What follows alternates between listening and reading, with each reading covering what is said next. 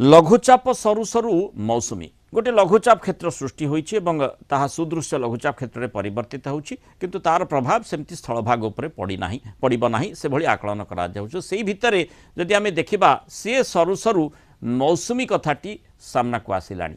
मौसुमी वर्षा तापाई बाट सफा होउछि। मे 20 रे वर्षार आगमन रही। अंडमान रे मौसुमी पहुँचब। भारतीय पाणीपाग विभाग जहाँ आकलन करिछि चलित वर्ष दक्षिण पश्चिम मौसुमी वायु ठीक समय भारतीय भूखंड में प्रवेश करने को जाउछि। मे 20 सुधा अंडमान सागर दक्षिण बंगोपसागर किछि अंश और अंडमान निकोबर द्वीपपुंज में मौसुमी वायु पहुँचवा नहीं पूर्वानुमान करा जायछि। मे 14 रु 20 मध्य दक्षिण पश्चिम मौसुमी वायु प्रवाह शक्तिशाली हेबा सह वर्षार परिमाण बढ़िबा आकलन करा जाउछि। मौसुमी आगमन पई परिवेश को संपूर्ण अनुकूल करिबो।